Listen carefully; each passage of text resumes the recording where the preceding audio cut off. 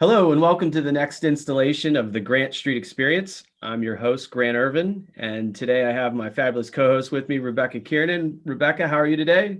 Hey, morning. Great. Yeah. Who is our fabulous guest today on the Grant Street Experience? Do you want to give them the intro? Today we have the wonderful Leah Friedman, Manager of Community Affairs Office. Hey, Leah. Hi, thanks for having me. Great. Leah, how are you doing today? I'm good. This is my third day back in the office. Third day back. So office day 3, like captain's log day 3. Like this is a major milestone. Yes. So how is it, before we get into all the particulars of questions that we have for you, how is it to be back in the office?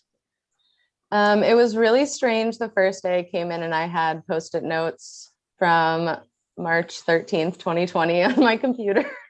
Okay. So it was kind of like a time capsule and a little bit dusty, but it was really nice to see people and awesome. get some time with the team. I've been in and out of the office intermittently over the last month and a half or so, and like you're exactly right about the time capsule. Like I walked into my office and I have 4 whiteboards and they all had stuff from like 2019, 2020 on there. It was both kind of bizarre, but also at the same point in time, I was like, oh, we got that done. We got that done. We didn't do that. So it was somewhat uplifting, but also like a good reality check, I think, too.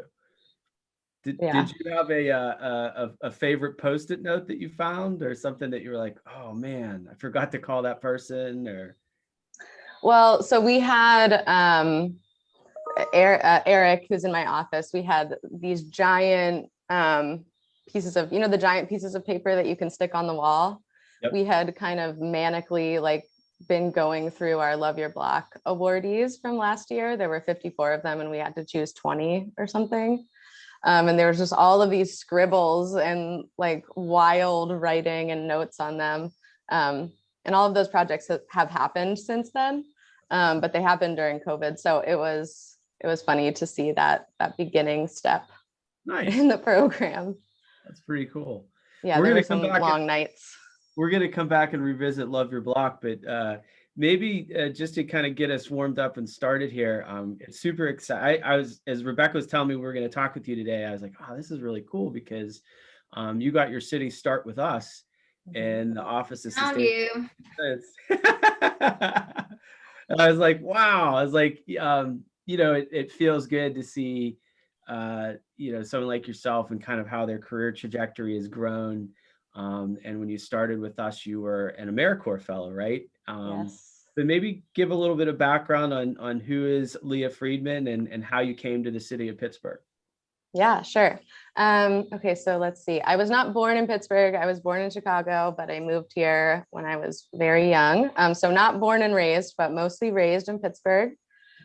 Pittsburgh Public School graduate. I went to Kappa High School, and I went to the University of Pittsburgh. So definitely shaped by the city and many of its institutions. And after college, so I majored in urban studies in college, and I got really interested in just how cities work and what cities are all about. And after college, I went to an AmeriCorps program called the National Civilian Community Corps. And so I got the opportunity to kind of travel the country and work on different projects. One of those projects was a disaster relief project in Baton Rouge, Louisiana. There was really severe flooding there in 2016. And so we were mucking and gutting houses and wearing Tyvek suits in 90-degree heat. Wow. Yeah, but we really got to see the devastation that climate change and severe flooding and stuff like that had on a community in Baton Rouge, but obviously nationwide.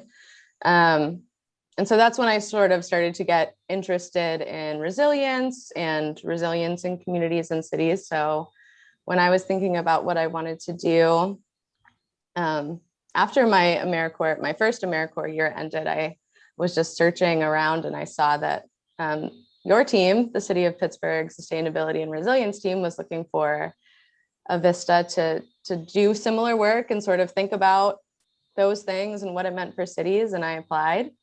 And yeah, that's when I met Rebecca for the first time.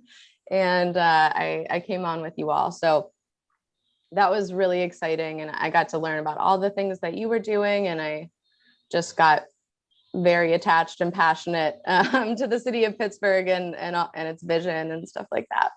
That's awesome. Rebecca, maybe run us back a little bit about that AmeriCorps Resilience Program and how we came to that. I mean, that was a pretty interesting time, I think, when we learned of those resources and we were trying to build a team, and maybe kind of a little some of the backstory there. Yeah, we when I first started, we had a grant through Cities of Service, which I think had spun out of the Bloomberg administration. Is that right? Yeah. Into its own nonprofit. And so we got 2 years of AmeriCorps fellows. So there were teams of 2. Leah was in the second cohort, but they were focused on city resilience. So they kind of went back and forth. They had Cities of Service contact and cohort there with different cities. So Pittsburgh was one of, I think, like 5 or 6 cities that had these vistas. So they had that cohort, and then they worked with us on different projects. So Leah was part of the second cohort, and got to work on a project. So we co-opted that year the Love Your Block program and morphed it into Love Your Resilient Block.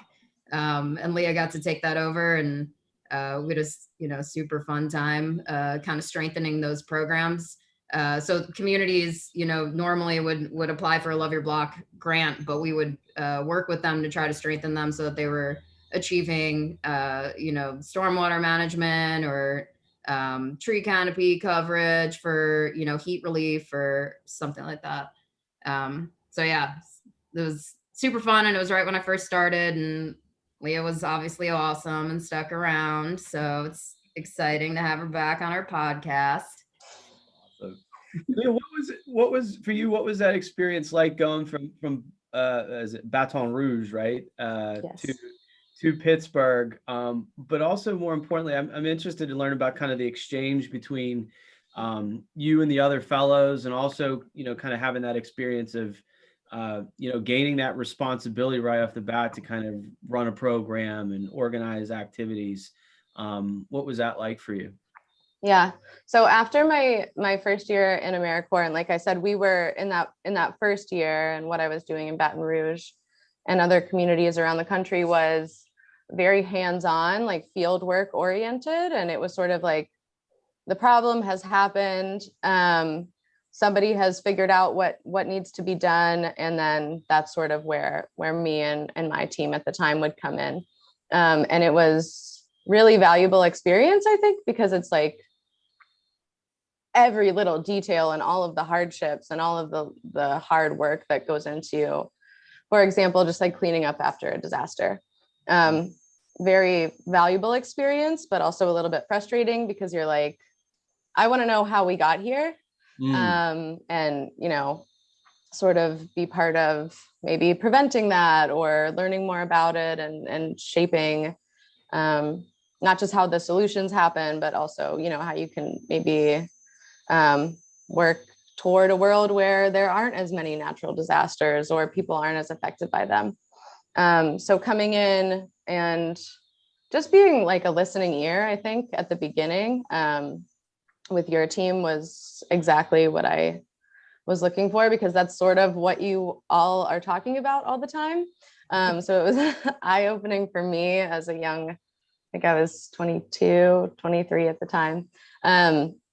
So that was great. And then, so the program, the AmeriCorps program had us, they flew us to conferences with the other fellows across the country who are doing similar work across the country. And that was really valuable too, because we got to kind of talk about the similarities and the differences between our city, like Pittsburgh, and for example, El Paso, Texas had AmeriCorps fellows as well. So some of the shared challenges, some of the differences and what that looked like. And I still talk to some of those fellows today. So it's kind of like a network of people who are, many of them still in city government. And yeah, it was a great opportunity. And I highly recommend AmeriCorps programs to anybody coming out of college who aren't sure exactly, what their path is. Because, I mean, go into that a little bit deeper. What are some of the values that you see? So I think one, it's not, I don't want to say easy, but it's a great first step to like get your foot in the door in a world. Like it may, and it's not, it's a 1-year commitment.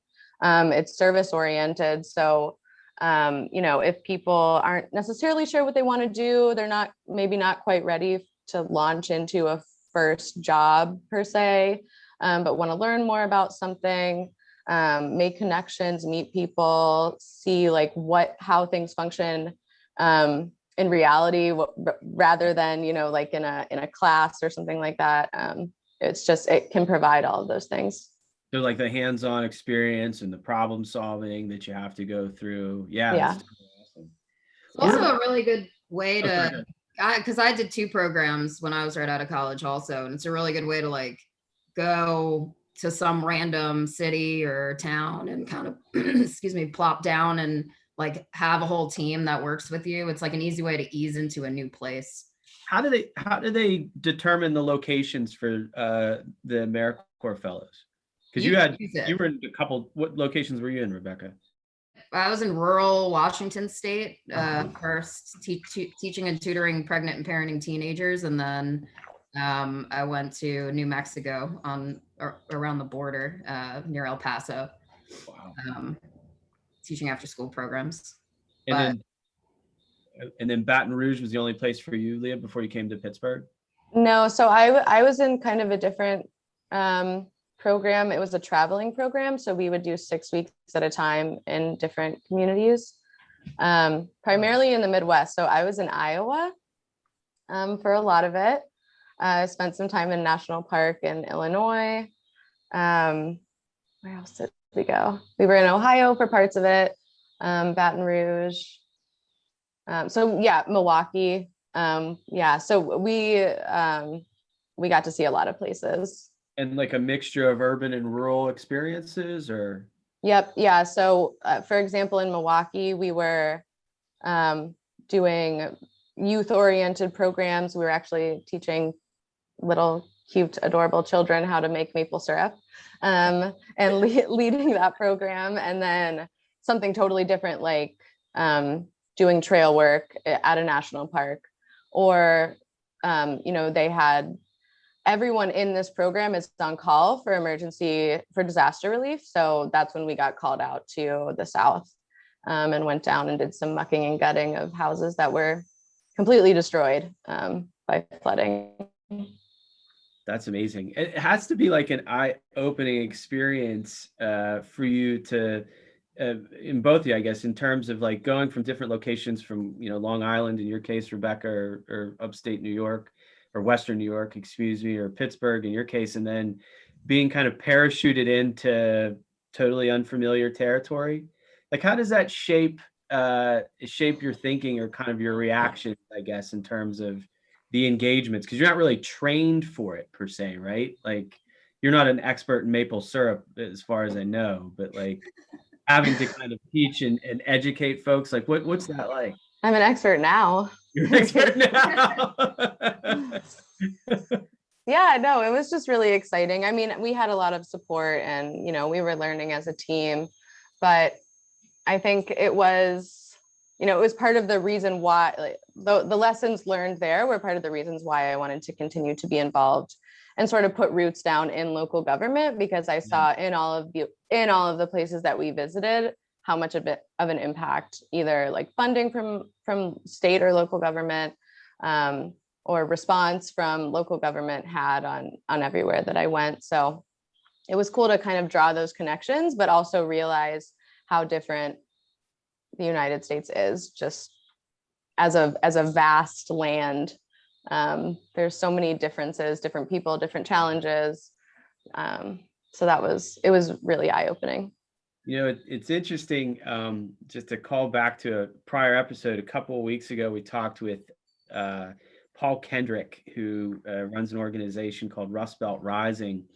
And one of the things that of individuals that we talked about, he's also an author, and he brought up a guy by the name of Harris Wofford, who political historians here in Pittsburgh will remember that he was Senator Harris Wofford for the state of Pennsylvania. But he was really instrumental in both the creation of the Peace Corps under the Kennedy administration and then the AmeriCorps program. And so it's so cool to like see those connections in the growth of service and like how important service is, I think, in kind of the, the development of professionals, particularly in local government, right? Yeah. And even today, there have been conversations in the news lately about revamping the Civilian Climate Corps. Yeah. Which is like the program that I did was the National Community Civilian Corps. It was loosely based off of the Civilian Climate Corps that came out of the New Deal.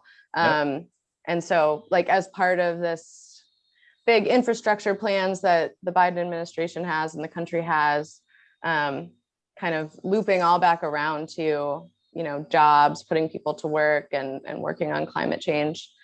I would love to see that program revamped. Super important. It's a big program that's supported by our friends at Reimagine Appalachia. Little bit of personal history too. My dad, which is a whole, you'll get the timeline, you'll ask questions, but my dad was a member of the CCC back in the New Deal. Oh, wow. And so such a kind of a fundamental, connection in terms of like he grew up in rural southeastern Ohio, so like the heart of Appalachia, and totally formed his mindset in terms of service and kind of his life and the things that he did, whether as a professional or volunteer basis. And so such a formative program. So it's so great that you were able to kind of get so much value of it. But now you're here with local government. Talk about kind of that transition from AmeriCorps fellow into the Office of Community Affairs and what that's been like for you. Yeah. So like Rebecca was saying, when I was a fellow with Sustainability and Resilience, we were working on the Love Your Block program, which actually lives in the Office of Community Affairs. So throughout my time as a fellow, I became very connected with the office, just because we were working on this program and fleshing things out and, working to expand and improve it.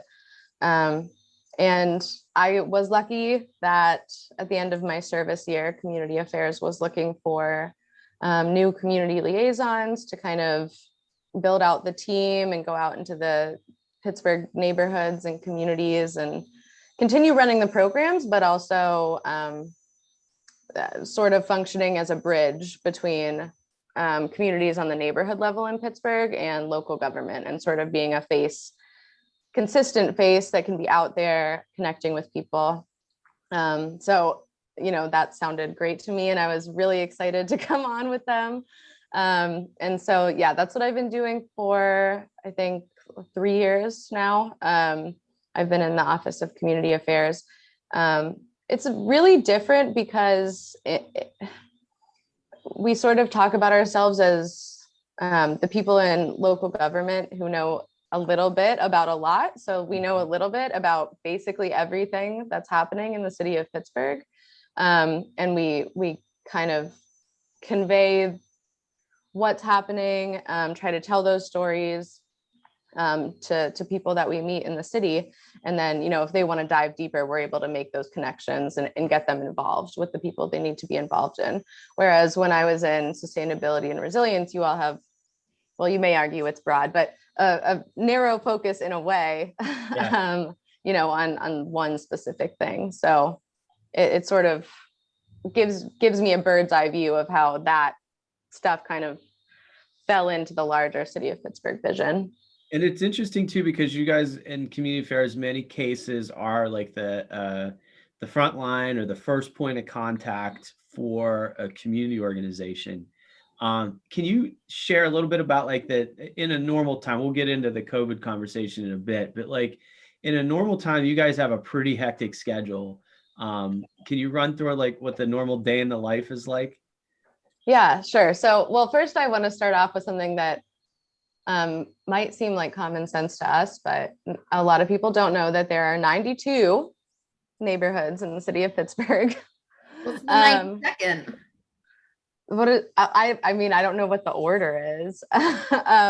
There's, I know we say 90, but there's neighborhoods. So like, for example, Oakland has like 4 neighborhoods within it. Oh, sub neighborhoods. Right. But they are like, they're real neighborhoods. It just, sometimes you would just think Oakland is a neighborhood. No, there's South Oakland, West Oakland, North Oakland, Oak Cliff, which is small, but yeah. So there's, and each of these, you know, every neighborhood has its own identity. People take a lot of pride in their neighborhoods in Pittsburgh.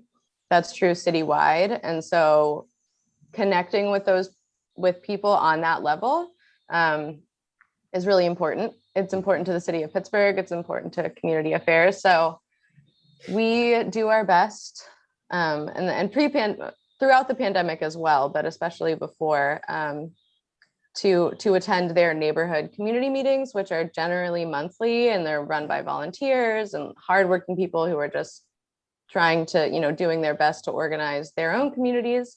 So we just kind of show up, and we have a lot to say about what's going on at the city. And, you know, it's an ongoing conversation, kind of like an open dialogue. We talk about what we're doing, they talk about what they're doing. We bring their priorities and concerns back and make sure it gets to the right people. But that means that we go to, you know, so there are 4 of us. We may have a community meeting every night. So, you know, we may be out in the field attending, you know, 80 community meetings a month between the 4 of us, or, you know, some variation of that depending on the week and the month. So it's a lot, but we get to meet a lot of people and learn a lot about what's going on in all the corners of our city.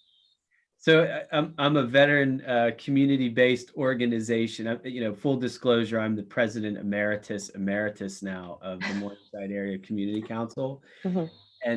And so those organizations, I totally dig what you're saying. Like, those organizations are so critical to creating connection and cohesion within the neighborhood, as well as, you know, bringing the issues of the neighborhood to the forefront of the city. But I've always been amazed and valued the community affairs team, because you are that link to like what's happening across, you know, city government or different programs or policies, as well as being kind of that, you know, that transmission system, if you will, from the needs of the residents to the, you know, how the city can help out. What's, you know, with that said, is there some, and you don't have to like call out by name, but like, I know some of these community organizations can have a pretty good time. Are there like meetings that you're like, oh yeah, we get to go to so-and-so because of, you know, they're having a potluck or, you know, something like that, like, what are some of the things that some of the communities are doing to help make their monthly meetings more interesting, I guess? Yeah, well, I will shout out Morningside Area Community Council, because every year they have an amazing event called Mac and Cheese. That was a layup. So yeah. I thought so. Yeah, so Morningside Area Community Council for short is MAC. And so they have Mac and Cheese, which is a mac and cheese bake-off. And you get to try all types of mac and cheese made by people in the neighborhood, but also I think outside the neighborhood. I think that like there's been some, you know, mac and cheese connoisseurs and aficionados that have imported their wares over the years. Yeah.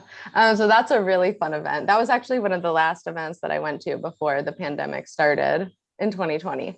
So our team and some other people from the mayor's office always try to go and grab our tickets fast because they sell quickly.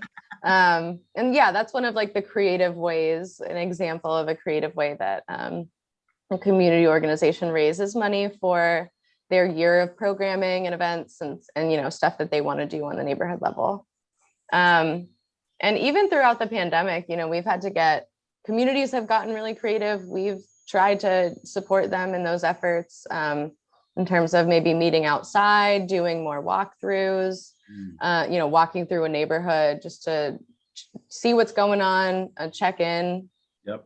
Socially distanced, masked, all of that stuff. So even throughout the pandemic, there's been a chance for creativity with meeting and stuff like that. That's awesome. Yeah. Rebecca, you were interested too in talking a little bit about kind of the community engagement process and like how the pandemic, I mean, what were some of your thoughts there? Yeah, I'm interested in like what's the difference between like the Twitterverse where things feel a little bit, I don't know, angry sometimes versus like what's actually happening on the ground and like going on in communities, like, or what they're asking of the city. Like, do you see a difference between like some of the social media versus like actually talking to people about real issues instead of just in however many characters? Yeah. Yeah, absolutely. And I think, well, first of all, I just think it's a lot easier to say certain things in a certain way on the internet. I mean, I think, we can all agree that there's some level of animosity on the internet that, people can just be mean, and that's just what it is. But I think when you're talking with people who have been involved in their neighborhood for 50 years or 10 years or even just started, there's a huge shift because, first of all, people have very basic concerns. It might not be something that's trending on Twitter, but it might be like our crosswalk is faded and needs to be changed, and we want bicycle and pedestrian infrastructure on our street because there was a crash recently and we're worried about our safety. The city has to worry about keeping sidewalks clean and vacant lots maintained and keeping the street lights on and doing all of those things responsibly and efficiently, and the best we can. And I think that people in neighborhoods have, similar investments in those things. So one, I think there's just more focus on like quality of life issues in neighborhoods, like those things that you're going to walk out your front door and how does that make you feel? Like, are systems working for me in my daily life? Like, can I get to where I need to go? Are these, is the trash can emptied? Do I feel good about my neighborhood park? Do I have a neighborhood park, et cetera, et cetera? And so people can be, I think it's valid that emotions run high around some of those things because there's a lot of history and things that go into what that looks like today. But I think when you show up and you show up on behalf of the city of Pittsburgh, like that means a lot to people, and they're willing to work with you and they have solutions and they know what their issues are. And they're happy to have their voices heard and to sort of have a more coordinated relationship. And on Twitter, it's sort of often like a one-way conversation that sort of spirals and gets retweeted. And, I think there's a little bit less solution-oriented language and action on the internet. And when you're working with people, it's hard for them to just, totally trash you to your face. Yeah, like it's almost like anytime somebody sends a comment on social media, it's literally like just blowing off steam. But like to your point, it's not constructive, right? Right. That's interesting. Wow. What's changed like from pre-pandemic or even like when you first started until now? Like, has there been I mean, you talk to so many, I remember like when I was bagging groceries and you see so many people per day, like there would be themes that would occur. Like, one day would be, I forgot my wallet day or whatever. So like when you see that many people, like, are you seeing changes like in, I don't know, just like themes of what people are asking for or how they're participating like over time? Yeah, I think, so one thing that we've noticed, and so first, the Department of Mobility and Infrastructure was created in 2018. So that's pretty recent. And since then, they've sort of put in place and sort of have been building up some pretty intense traffic calming programs and things like that. And we, as those things become more popular and more known, we realize that people are addicted to traffic calming. They love it. Like, I think that department has, it's like almost thousands of requests for traffic calming on residential streets. Like, people have become really interested and invested in finding ways to make cars go slower around them. So that's one big one that we see, and everyone wants to know how they can do it. And so that's something I think in the future we'll see more of, just based on need and demand and interest. But, we've also seen more and more issues around like landslides, flooding, extreme weather, like things that are relevant to the work that you all do. That deeply affects people because, when we have 3 giant storms, there are trees all over the place, the power is out, your basement got flooded, et cetera. Like, those are things that people, I think, are increasingly concerned about as well. Whoa, that's interesting. Good. I mean, so in some regards, like, your life's coming full circle back to your days with us and AmeriCorps. Yeah. That's interesting. Like, but unpack that traffic calming addiction a little bit. So it's in the affirmative. Like, people want to see more traffic calming measures on their streets. Is that right? Well, I think this is a good example of like the internet versus on the ground in a neighborhood.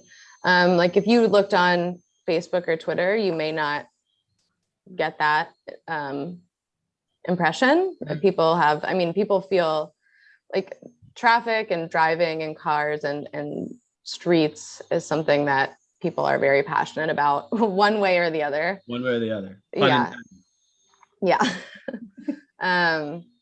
So I think, people who spend time outside of their cars in neighborhoods are noticing that and being and it's later confirmed by DOMI, often by the Department of Mobility and Infrastructure, often, that cars are speeding through their neighborhood. It's creating unsafe conditions, and they want to be able to kind of live their lives in their neighborhoods. And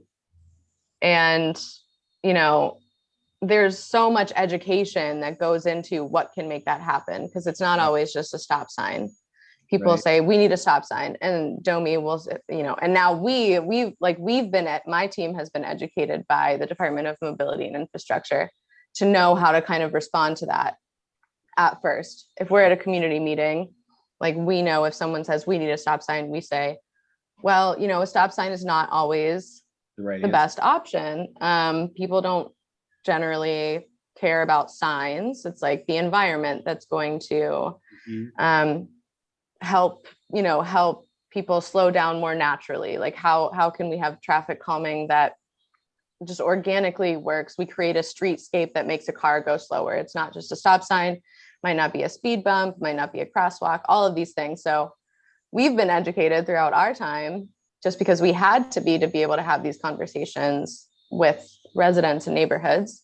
And then we're able to kind of guide residents through the process that's set up now, to, make those things happen in their neighborhoods. It's so interesting too, because this goes back to the the origins, right? Like the bike lash, because bike lanes, they're effectively a type of traffic calming measure, but also kind of an inclusive measure to allow for other forms of mobility, right? And so now what we're seeing, and I think I'm going to make a statement, but it's a question, like, what we're starting to see is kind of that ebb switch where people want more of these types of measures to make their streets safer and more engaging. Wow. Yeah. And I think, like, change is hard, and especially in Pittsburgh, it seems. People, like I said, people have a lot of pride in their neighborhoods, a lot of pride in their cities. And I think they just, at the end of the day, like really want to make sure that any changes that are happening are actually going to benefit them and the people around them, the people that they care about.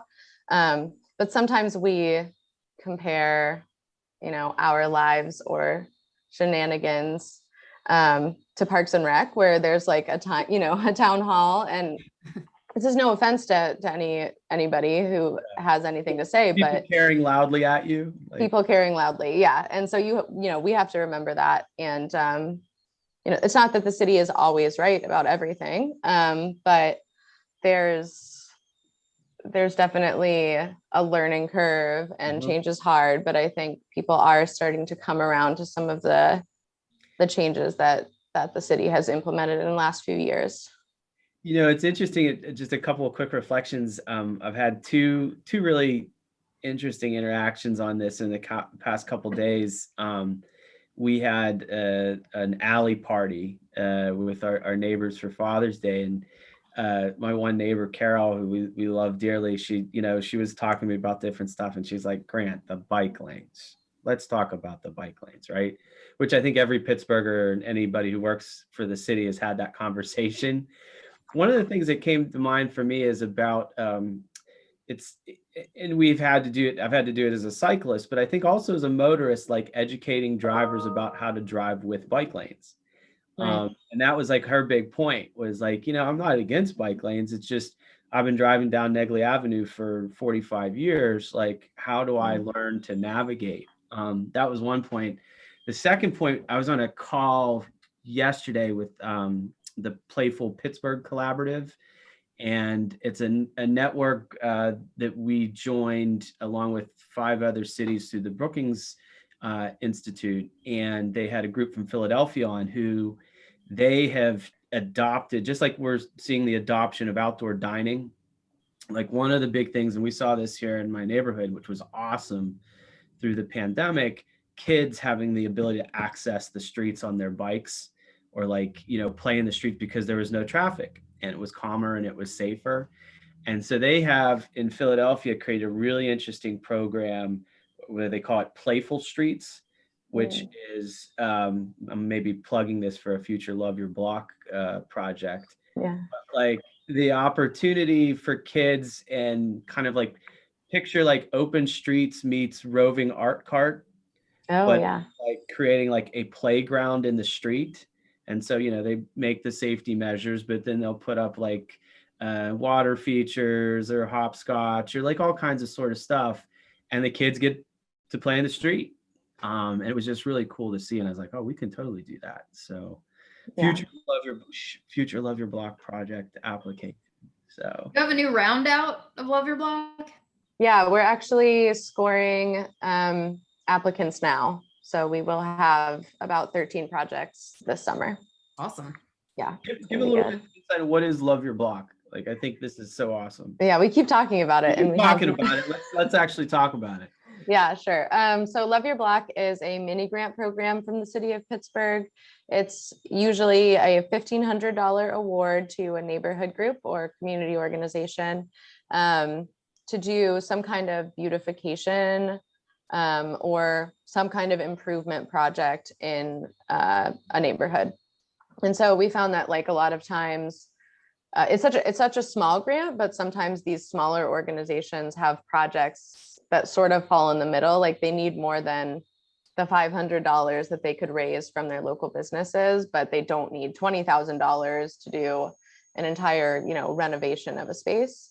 And so that 1,500 to 3,000 mark kind of works well for, maintaining a community garden or remediating, a blighted lot that's sort of sitting there and they want it to have value in the community or something like that. And so we do a round of those every summer, and that's probably one of my favorite things that we do, because it's so fun to go to all the sites and like see all of the great things that people do. And usually it's beyond, like, they get the $1,500, but then they are able to do so much more with it because they can tell people, hey, we have $1,500 to do this. And then, they get people say, oh, well, I can donate this and I'll participate. I'll do that. And oftentimes it turns into like a much bigger thing. And it's so fun. It always turns into a much bigger thing, I think. Yeah. But it's so much fun. I mean, I've been on multiple ends of the program. Like it's so much fun as a community member, I think, to have that ability to be creative and innovative. I mean, are there some things where, like, when you guys, you don't have to, give a specific example, but like, it has to be so much fun to review those applications and be like, wow, they came up with this. Like, this is really cool. Like, are you constantly blown away or surprised? Yeah. We have, so one from last year is the Friendship Community Group. They have been working sort of as a group, but also as individual property owners to have pollinator gardens all over the neighborhood, and sort of just like encouraging people to do that on their own plots of land, which is great. I mean, it obviously encompasses, like a native species. It has some climate stuff in there. It's beautification. It's like all of those rolled into one. And then for Love Your Block last year, they wanted to beautify an alley, a pretty big alley that a lot of people spend time in, especially during the pandemic, because that's kind of all you can do. Right. And so they put like pollinator gardens along the alley in the public right of way.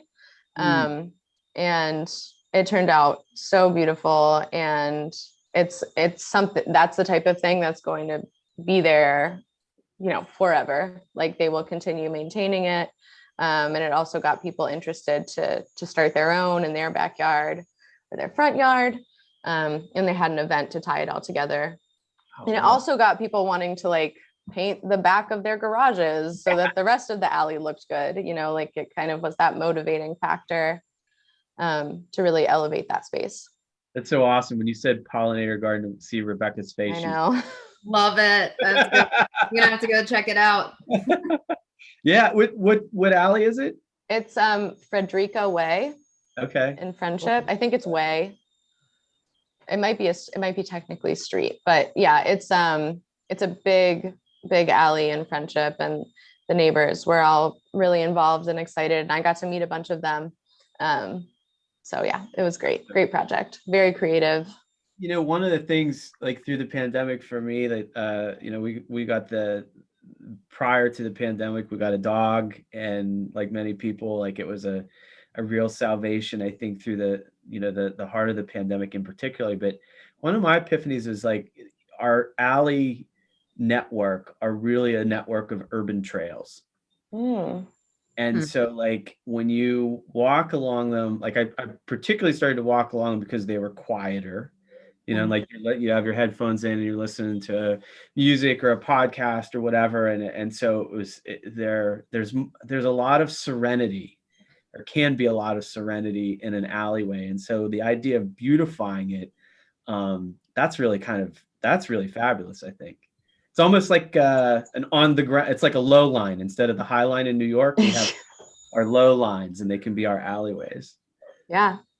And a lot of those alleys in the city like run parallel to main streets. Yep. So they're really good alternatives for people walking, biking, all that kind of stuff. It'd be nice if they looked, nice while you were going through them. Up, right? Yeah. One question, we were coming close on time, but a couple more questions I have for you. One in particular is this idea of like community engagement. And you guys lead a lot of those efforts, both in person, but now also online through tools like Engage PGH. Any reflections on that in terms of, because when you were on our team, you were helping to lead and organize like some of the in-person events.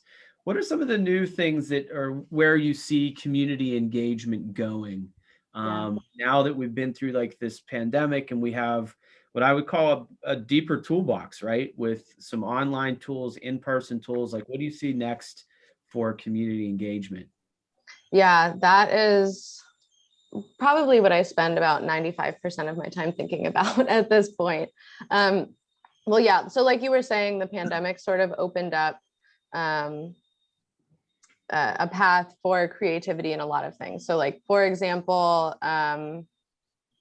like the streeteries, using parking spaces for outdoor dining and things like that, closing down streets, Highland Park Reservoir Loop, things like that was closed so that people close to cars. So stuff like that, definitely the pandemic allowed for creativity in those types of things. It also allowed for creativity in public engagement, basically because local governments, and it's not just Pittsburgh, it was really a global situation, had no choice but to kind of expand the tools in our toolbox, and figure out how are we going to reach people if we can't be together. And so I think one of the first things, like when we were trying to figure that out, one of the first things that we realized or thought about, or at least acknowledged, was that, you know, the public engagement that we have been doing isn't necessarily perfect to start with, because while community groups are so important, and they mean so much to neighborhoods, and they're a great kind of in between the public and the city, they don't necessarily represent everybody. Everybody doesn't necessarily have the time or the energy or the knowledge or the capacity to participate in a community group. And because of that, you know, they may be left out from a lot of conversations. And so I think the city did a number of things, got very creative. We started Engage PGH, which is an online engagement platform. It's engaged.pittsburghpa.gov. And basically it's a one-stop shop where residents can go see projects, ongoing projects that the city is working on, and provide feedback on them. And that sounds really basic, but that's something that we didn't have before. Yeah. We didn't have all of those projects that are currently happening we're currently seeking feedback on in one place. So just that alone, and we've gotten feedback from the community, or from communities across the city, that has been really helpful. Obviously that, you know, that's a website. We're missing a lot of people with just a website, but I think that the idea moving forward is that this is now a tool in our toolbox. You don't have to come to a public meeting. You don't have to go to a community organization or be part of one to participate in the public process. But if that's like how you prefer to do things, the city will meet you there as well, as soon as it's safe. And so kind of those things combined, I think, will be part of the future. It's awesome. I mean, so like a net gain, I would say, in terms of the amount of participation, like there's more, is it fair to say there's been more touch points? Yeah, I think so. Wow. And are they quality touch points too, like in terms of like the feedback and like how that information is retrieved or received, I guess. Good stuff. Like what? Yeah, I think so. I mean, I think just by nature of it all sort of being in the same place and standardized in a way, makes for more streamlined data that departments and staff can use to inform their projects. There's just also sort of been, I mean, one of my goals is standardizing public engagement across the city of Pittsburgh. So, you know, one department may sort of have different capacity or different way of doing things than another. But there are, you know, there's best practices around how this stuff works, and hoping to get the city in a place where a resident, you know, no matter what the project is, no matter who the department is, like, is going to know what that process is going to look like, for their feedback to reach the right place. Awesome. So yeah, that's I think residents can look forward to that, improving and progressing, and also, you know, being part of that improvement. Rebecca, how have you've used Engage PGH on the other end as a recipient of information? How has that worked out for you? And yeah, projects? I've used it a little bit. We used it internally also, just with our own staff for like some staff surveys to inform our sustainable development goals, voluntary local review. We just put one out. We used it for a climate adaptation plan that we were working on with Melanie, who was a former guest. But then we've been using it for our Greenways project. in Hazelwood. So what's really cool about it is that there's different tools within the tool. So you can, there's like a mapping. What we used it for was a mapping exercise. So we were actually like on a Zoom call, but able to like put points on the map and then add stories. So like, this is the location where, one time I, saw a big flood or something, and you could put it right on that map, and then it's kind of memorialized there, and we can go back to it and figure out where we should be doing some trail work, or where we should be putting a placard because there's a cool story right here. So, and then you could do it during the meeting, and then also anybody who missed the meeting, like Leah was saying, can come in and add their comments, or just see what happens during the meeting that they missed. So you used it as like a real-time activity. Yeah, I mean, you could do both. And then there's, surveys or specific questions that you might be looking for, or, you post when the next meeting is. There's a lot of functionality to it, which is kind of nice. Awesome. That's great. Hey, so we're coming up on time. Typically, we ask folks, what you're listening, reading, or watching in our final segment here on the Grant Street Experience, but it's the summer months. And so I know that kind of that curled up in a nook with the book is oftentimes something that is a fouler weather pastime. So I want to ask you guys, what's some of your plans for the summer and getting out and about? Any locations around the city or things that you guys are looking forward to? We'll start maybe with Leah. Sure. Well, I know that I think last night was the grand opening of the Allegheny Overlook, which is, it's like a pop-up. It's a pop-up park downtown. So like talking about closing streets, they closed a street, they like painted the street, and there's picnic tables and the trees and all this kind of stuff. So I really want to check that out. I also acquired a pair of roller skates during the pandemic. Nice. So I am continuing. Hold on, skates, not blades. Skates. Whoa, okay. So maybe roller skating at the Allegheny Overlook. Nice. Where's the smooth pavement that you're gonna hit? Yeah, it's hard to find. I've been trying to do it on tennis courts, but people keep playing tennis on them. And the nerve. I know. The nerve of people. Yeah, that's also not allowed. So don't do it. Where's were you a roller skater growing up, or like what precipitated this? So I did have roller skates growing up. I was never serious about it, but it was sort of like a pandemic trend. Okay. There was actually like a shortage of roller skates at a certain point, because people started buying them up during the pandemic. So yeah, I hopped on the bandwagon, and I'm not terrible at it. So I kept trying. Now, are you like elbow pads, knee pads? Okay. All right. Full gear. Full gear. I'm not that coordinated. That's awesome. How about you, Rebecca? Nothing that exciting. I'm interested in exploring our greenways now that we're doing some greenway work. So there's 12 of them across the city. Is this going to be like the new like hip it challenge? Like I hiked all 12 greenways in Pittsburgh, or I think so. You should totally create the Pittsburgh Greenway Challenge. Oh, that's a good idea. And maybe it's like an Engage PGH Love Your Resilience block. Oh, I love it. That could be awesome. Yep. Totally awesome. Good idea. Thanks. I'm stealing it. Feel free. I only take a 10% commission, so that's all it takes. What are you going to about start you? with that? I'll get to me in a second. Are you going to start with Hazelwood, your beloved Greenway, or? Yeah. So the goats showed up yesterday. Whoa! I was gonna go check out the goats later today. So they're penned off, or are they just roaming free? Yeah, the goats. They have a guard donkey named Hobo. It's like a mini donkey. Yeah, they're I think it's an electric fence, a solar electric fence that's set up there. So I'm gonna go see them.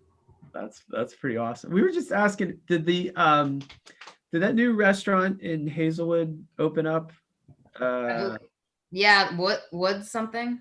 Yeah. Wood Tavern. Wood Tavern. Woods Tavern. I've heard it has, but I haven't been there yet. Okay. Yeah, I was just talking about that this morning, and I was like, oh, I don't know if it's open yet. My big summer events, summer for me starts tonight. A friend of mine called me. We haven't connected for a long time, and he rented a boat. So we're gonna go. Ooh, Yeah, so I'm gonna go out on the river tonight and start summer officially. So that cool. out on the water. So we're looking forward to that. And then it's gonna be like a weekend of water, because then we also have a group of friends and we get together, and every year we go up to the Kiskamenis River and we have a float trip. So we're gonna do some kayaking over the weekend, and so I'm super looking forward to that. So Nice. followed by a stop at the infamous Salina Inn. So that's if you ever get a chance, it's a must see, must do place. So I highly recommend it. Not that I'm sponsoring or officially promoting anything. Our official sponsor for this episode has been the Love Your Resilient Ball program. Awesome. Well, hey guys, it's so good talking with both of you. Leah, always excited to get together, and we're so proud to have been a part of your early seeds being sown with the city of Pittsburgh, and great to see the work that you're doing as the Office of Community Affairs Manager, and doing some great work with our neighborhood. So thank you so much. Yeah, thanks for having me. I always enjoy talking with you both, and I hope we can do it in person soon. Yep, it's coming right around the bend. So we'll be in the office next week, I think. So we'll see you soon. All right. Thank you all. It's another great episode of the Grant Street Experience. Thanks to Rebecca and Leah for being with us today, and we will talk to you soon. Have a great day.